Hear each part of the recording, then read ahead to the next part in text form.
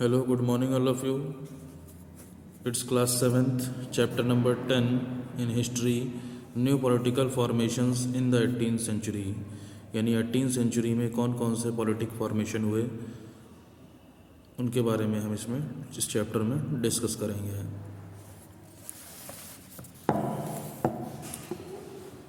The 18th century saw the gradual disintegration of the Mughal Empire and the emergence of regional powers. 18th century में 18th century यानी जो 18वीं शताब्दी थी उसमें जो है मुग़ल साम्राज्य जो था वो धीरे धीरे टूट गया. And the emergence of regional powers, और नए रीजनल पावर्स यानी क्षेत्रीय शक्तियाँ आईं, निकल करके आईं. रीजनल पावर्स यानी छोटे छोटे राज्य जो थे वो अलग हो गए मुग़ल एम्पायर से. We will now study about these new powers that came up during this period. अब हम पढ़ेंगे उन शक्तियों के बारे में, उन पावर्स के बारे में जो कि इस पीरियड में आई. क्या कह रहे हैं? During the early 18th century the Mughal empire was restricted by the emergence of some independent kingdoms.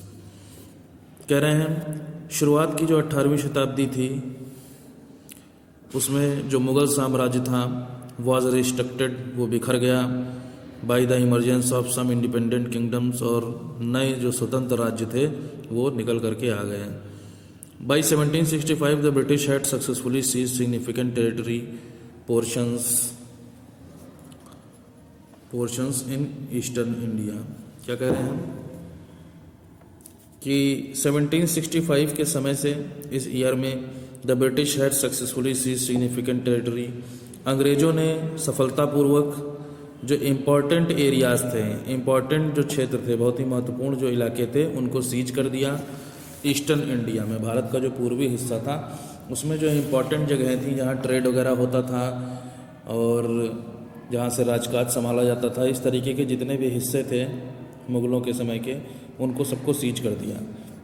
The political and economic conditions of India change dramatically during the 18th century.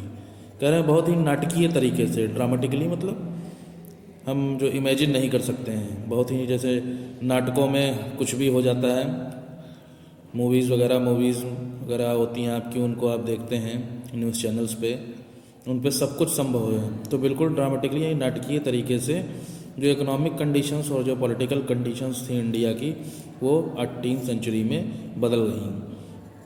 Several new political groups were formed, बहुत सारे नए राजनीतिक group बने सब continent में यानी India में. With in A relatively short span of time, बहुत ही थोड़े समय में बहुत ही छोटे छोटे जो पॉलिटिकल ग्रुप्स थे वो पूरे इंडिया में बन गए. डिक्लाइन ऑफ द मुगल्स, अंग्रेज़ों का समापन कैसे हो, ख़त्म कैसे हुए. क्या कह रहे हैं? The disintegration of the Mughal empire had set in during the reign of Aurangzeb by the end of the 17th century. Aurangzeb तक. The disintegration of the Mughal empire, Mughal साम्राज्य का जो टूटना था, had set in during the reign of Aurangzeb, वो औरंगजेब के शासनकाल में ही शुरू हो गया था या सेट हो गया था. By the end of the 17th century, 17वीं शताब्दी के ख़त्म होने के साथ ही the Mughal empire faced numerous crisis, Mughal साम्राज्य ने बहुत सारी क्राइसिस यानी आपदाओं का सामना किया, बहुत सारी समस्याओं का सामना किया. Aurangzeb had drained the royal treasury, Aurangzeb ने शाही खजाने को बहुत बर्बाद किया. In his quest to gain control over the Deccan region, यानी दक्कन रीजन में कंट्रोल करने के लिए, वहाँ पर जीत हासिल करने के लिए औरंगजेब ने बहुत सारे शाही खजाने को बर्बाद कर दिया. फिर है आफ्टर औरंगजेब्स डेथ इन 1707, कह रहे हैं 1707 में औरंगजेब की डेथ के बाद there were a series of weak successors ascending the throne, बहुत ही कमज़ोर जो उत्तराधिकारी थे वो मुग़ल सिंहासन पर बैठना शुरू हुए. The Mughal rulers after Aurangzeb are often refer to as later Mughals, Aurangzeb के बाद जितने भी मुग़ल बादशाह हैं उनको बाद के मुग़लों के नाम से जाना जाता है. The later Mughals included Aurangzeb son Bahadur Shah, बाद के जो मुग़ल राजा हैं उनमें औरंगजेब का बेटा बहादुर शाह है जिसने 1707 से 1712 तक राज किया. फिर जहांदर शाह है जिसने 1712 से 1713 तक बैठ के राज किया. फ़र्रुखशियार 1713 से 1719, फिर मोहम्मद शाह 1719 से 1748. ठीक है। अमंग अदर्स यानी बाकी के जो सब राजा थे मुग़ल साम्राज्य के, वो ये सब थे। फिर क्या कह रहे हैं, repeated invasions by Ahmad Shah Abdali and Nadir Shah further weakened the Mughal empire, यानी बार बार अहमद शाह अब्दाली और नादिर शाह के अटैक करने की वजह से मुग़ल साम्राज्य और ज़्यादा कमज़ोर हो गया। Ahmad Shah Abdali invaded India 9 times, Ahmad Shah Abdali ने भारत के ऊपर 7 बार अटैक किया, इन्वेड किया यानी चढ़ाई करी 1747 से 1769 तक। वाइल नादिर शाह प्लंडर दिल्ली, जबकि नादिर शाह ने दिल्ली को लूट लिया 1738 और 1739 के बीच में, and took the prized Kohinoor diamond and Shahjahan peacock throne to Iran, और कोहिनूर हीरा और शाहजहां का जो पीकॉक थ्रोन यानी पीकॉक सिंहासन जो था उसको ईरान लेकर चला गया। This period of destabilization witness the governors of Awadh, Bengal and Rohillas declaring their independence from the Mughal empire. इस तरीके से जो ये अस्थिरता हो गई, यानी सब जो टूटने लगा मुगल साम्राज्य, उसकी वजह से अवध, बंगाल और रोहिलास इस तरीके के जो गवर्नर्स थे, इन लोगों ने अपनी इंडिपेंडेंस को मुगल एम्पायर से डिक्लेयर कर दिया। यानी मुगल साम्राज्य जैसे जैसे टूटने लगा वैसे वैसे अवध, बंगाल और रोहिला लोगों के, रोहिलास गवर्नर्स ने, राज्यपालों ने अपनी स्वतंत्रता डिक्लेयर कर दी, मुगल एम्पायर से अपने आप को अलग कर लिया। The Marathas also began consolidating their empire during the same period. इसी समय जो मराठा थे वो अपनी पावर को, अपने साम्राज्य को कंसोलिडेट यानी फैलाने में लगे हुए थे। Reasons for the decline of the Mughal empire, Mughal साम्राज्य के डिक्लाइन होने की वजह क्या थी। कह रहे हैं the later Mughals being weak, बाद के जो मुगल्स थे वो कमज़ोर होने की वजह से, unable to administer control over such a large empire, इतने बड़े साम्राज्य के ऊपर कंट्रोल करना, उनके उसके ऊपर राज करने लायक वो नहीं थे। They lacked the political skills to run the empire, साम्राज्य को चलाने के लिए उनके अंदर पॉलिटिकल स्किल बिल्कुल भी नहीं था, उसकी कमी थी। This gave the opportunity to mansabdars and nobles to become powerful as no regular checks were made on their power and authority.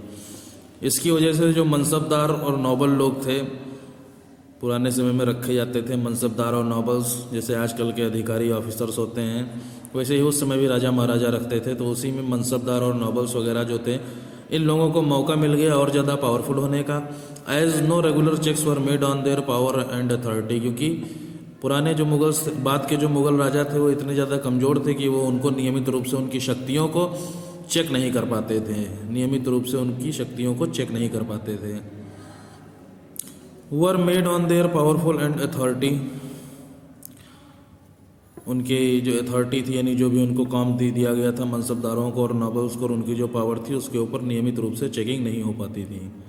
Slowly chieftains begin to consolidate their power, धीरे धीरे जो मुखिया टाइप के लोग थे उन लोगों ने अपनी पावर को बढ़ा लिया। फिर क्या कह रहे हैं, the system of issuing jagirs started to collapse as the number of jagirs were more in comparison to the existing land.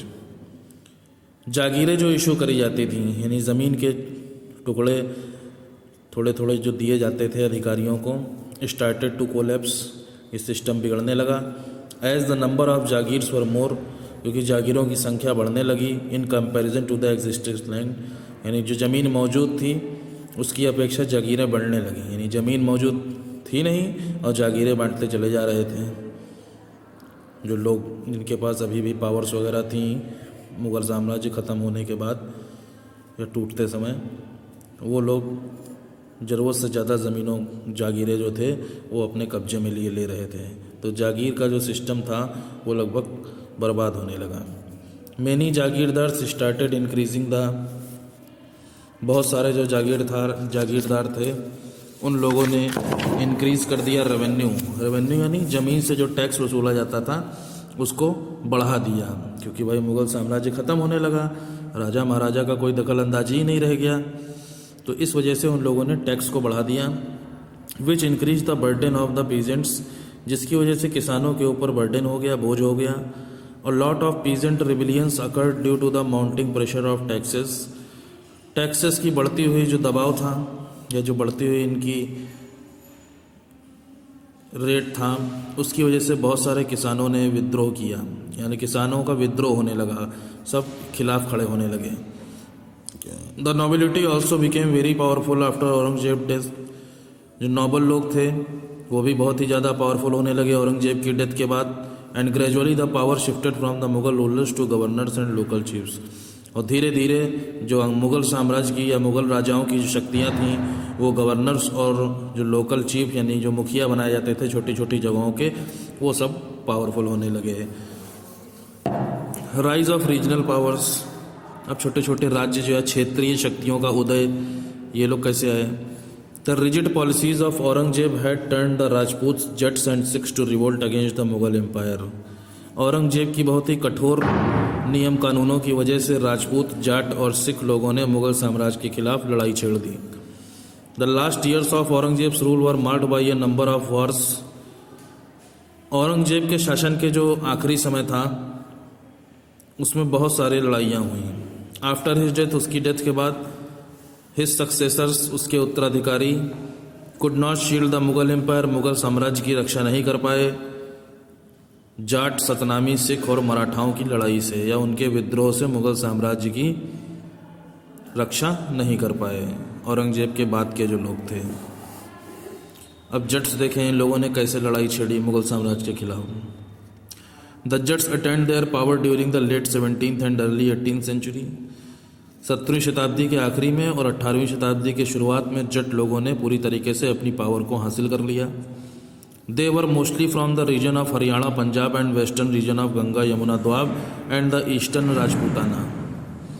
ये लोग जो थे यानी जाट लोग जो थे ये हरियाणा, पंजाब, गंगा यमुना द्वाब, गंगा और यमुना नदी जहाँ पर मिलती हैं ऐसे एरिया को द्वाब बोलते हैं, तो वहाँ के इलाके को, और ईस्टर्न राजपूताना से आए हुए थे। Under the leadership of Churaman they acquired control over territories west to the city of the Delhi. Churaman के नेतृत्व में, उसकी लीडरशिप में जाट लोगों ने दिल्ली के वेस्ट डायरेक्शन में बहुत सारी टेरिटरीज़ के ऊपर कंट्रोल कर लिया, बहुत सारे एरियाज़, टेरिटरीज़ मतलब बहुत सारे इलाकों के ऊपर कब्जा कर लिया। By the 1680s they dominated the region between the two cities of Delhi and Agra.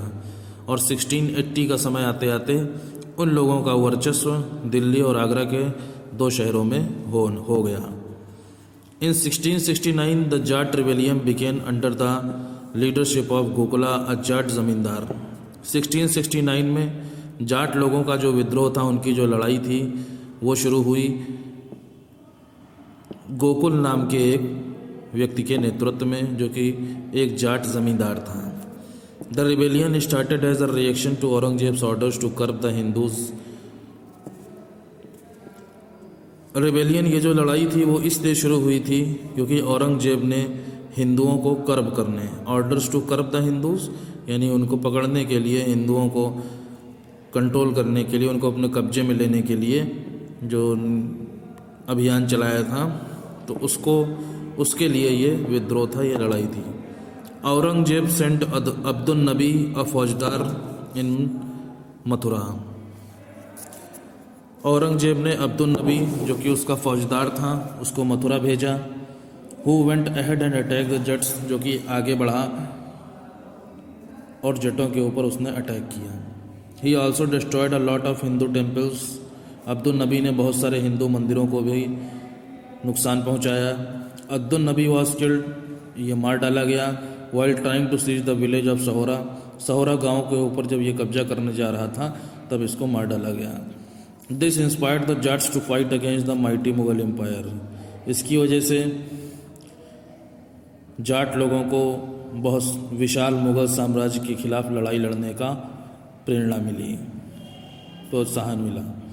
Unfortunately, लेकिन दुर्भाग्यवश, during the battle of Tilpat की लड़ाई में Gokul and his 2 associates were captured and put to death. Gokul और उसके 2 सहयोगी जो थे उनको पकड़ लिया गया और मार डाला गया। Later on the Jat setup and independent kingdom. उसके बाद जाट लोगों ने एक अपना स्वतंत्र राज्य बनाया, भरतपुर, और सूरजमल के अंडर में ये काम हुआ। अब सिख लोगों का देखेंगे। Earlier the Sikhs enjoyed a cordial relationships with the Mughal empire. शुरुआत में तो सिख लोगों के मुगल साम्राज्य से मधुर संबंध थे, कॉर्डियल यानी अच्छे संबंध थे। It was only after Aurangzeb ordered the execution of the 9th Guru Tegh Bahadur in 1675 that the six turned against the Mughals. Aurangzeb ने जब सिखों के 9वें गुरु तेग बहादुर को एग्जीक्यूट करने का यानी उन्हें निकालने का ऑर्डर दिया, तब 1675 में सिख लोग जो थे वो मुगलों के खिलाफ खड़े हो गए। Guru Gobind Singh took over as the 10th Guru of the six. Guru Gobind Singh सिखों के 10वें गुरु थे and started the Khalsa movement, और इन्होंने खालसा आंदोलन की शुरुआत करी, which organize the Sikhs into a military unit, जिन्होंने सिख लोगों को एक सैनिकों की यूनिट बनाने में सहयोग किया या ऑर्गेनाइज किया उनको मिलिट्री यूनिट बनाने में। गुरु Gobind Singh fought several wars. गुरु गोविंद सिंह ने बहुत सारी लड़ाइयाँ लड़ी राजपूतों के खिलाफ और मुगल बादशाहों के खिलाफ। After the death of the Guru Gobind Singh की मृत्यु के बाद the Khalsa declared their autonomous rule by issuing coins. Khalsa जो आपका ग्रुप था इसने ऑटोनोमस रूल यानी अपना एकाधिपत्य का जो राज था वो सिक्के चला करके डिक्लेयर कर दिया in regard of Guru Nanak and गुरु गोविंद सिंह, जो कि गुरु नानक और गुरु गोविंद सिंह के सम्मान में सिक्के चलाए गए थे। After Guru Gobind Singh Banda Bahadur took over as the leader of Sikhs. Guru Gobind Singh के बाद बंदा बहादुर सिंह ने सिखों के नेता के रूप में उनके लीडर के रूप में चार्ज लिया। अंडर द लीडरशिप ऑफ बंदा बहादुर के नेतृत्व में the Khalsa established it's administration. Khalsa ने अपने एडमिनिस्ट्रेशन यानी अपने प्रशासन की कमान संभाली between the Sutlej and Jamuna, Sutlej और जमुना नदी के बीच में। He fought against the Mughals for 8 years। बंदा बहादुर जो था वो मुगलों के खिलाफ 8 सालों तक लड़ा। फिर क्या है, आफ्टर बंदा बहादुर डेथ, बंदा बहादुर की डेथ के बाद the Sikhs organize themselves into troops called jathas. Sikh लोगों ने अपने आप को सैनिकों के रूप में ऑर्गेनाइज किया जिन्हें जत्थास कहा जाता था। And later on into 12 Sikh micelles, और उसके बाद ये 12 सिखों की मिसल्स में डिवाइड हो गया जो कि प्रशासन या राजकाज करने की यूनिट्स थी। One of the Sikh chiefs named Maharaja Ranjit Singh conquered the areas of Kashmir. सिखों के एक मुखिया जिनका नाम महाराजा रणजीत सिंह था, उन्होंने कश्मीर, पेशावर, कश्मीर और पेशावर को जीत लिया एंड मुल्तान को जीत लिया and established an independent Sikh state, और एक नए अलग स्वतंत्र सिख राज्य की स्थापना करी जिसकी राजधानी लाहौर थी, और ये काम 1799 में किया गया महाराजा रणजीत सिंह के द्वारा। पंजाब फ्लरिश्ड अंडर महाराजा रणजीत सिंह। पंजाब का बहुत डेवलपमेंट हुआ, बहुत विकास हुआ महाराजा रणजीत सिंह के अंडर में। He was a courageous, strong and powerful ruler. Maharaja Ranjit Singh बहुत ही साहसी, मजबूत और शक्तिशाली शासक थे। अब राजपूत देखिए, आफ्टर औरंगजेब डेथ, औरंगजेब की मृत्यु के बाद मेनी राजपूत स्टेट्स, बहुत सारे राजपूत राज्य जैसे कि Amer, Jodhpur, declared themselves to be independent of the Mughal empire. ये राज्य भी मुगल साम्राज्य से स्वतंत्र हो गए, डिक्लेयर कर दिया कि हम मुगल साम्राज्य में नहीं हैं अब। During the 18th century the ruler of Amer Sawai Jai Singh and the ruler of Jodhpur Ajit Singh claimed the subedari of Malwa and Gujarat respectively. 18वीं शताब्दी के समय आमेर के राजा सवाई राजा जयसिंह और जोधपुर के राजा अजीत सिंह ने मालवा और गुजरात के ऊपर अपनी सूबेदारी को क्लेम कर दिया यानी दावा कर दिया। सवाई राजा जयसिंह ने मालवा के ऊपर अपना कब्जा कर लिया और अजीत सिंह ने गुजरात के ऊपर पॉलिटिकल कंट्रोल पूरा संभाल लिया। These Rajput rulers further extended their territories. इन राजपूत राजाओं ने आगे चलकर अपने इलाके को खूब फैलाया बाय सीजिंग नेबरिंग रीजन्स, आसपास के इलाकों के ऊपर कब्जा करके। Sawai Jaisingh founded the city of Jaipur. Sawai Jaisingh ने जयपुर शहर को फाउंड किया। He made it his new capital. उसने इसे अपनी नई राजधानी बनाया। And developed it into a scientific centre of learning, और सीखने का वैज्ञानिक केंद्र साइंटिफिक सेंटर में इस राज्य को डेवलप किया। Sawai Jaisingh was interested in astronomy यानी अंतरिक्ष विज्ञान का। सवाई राजा जय सिंह को बहुत ज़्यादा इंटरेस्ट था एंड देयर फॉर बिल्ट 5, और इस वजह से उसने 5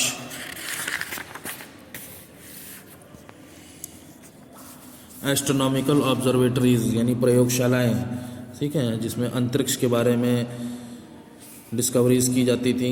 ऐसी 5 ऑब्जर्वेटरीज को उसने जयपुर, उज्जैन, मथुरा, दिल्ली और बनारस में खुलवाया। He was also given the subedari rights of Agra in 1722। इसके बाद 1722 में उसे आगरा की सूबेदारी के अधिकार भी मिल गए। Later Maratha campaigns into Rajasthan, बाद में मराठाओं के जो अभियान थे वो राजस्थान की तरफ बढ़े। Check the further expansion of the Rajputs, जिसकी वजह से राजपूत लोग जो आगे अपना फैलाव करते जा रहे थे उस पर रोक लग गई। इमरजेंस ऑफ न्यू स्टेट्स, नए राज्य।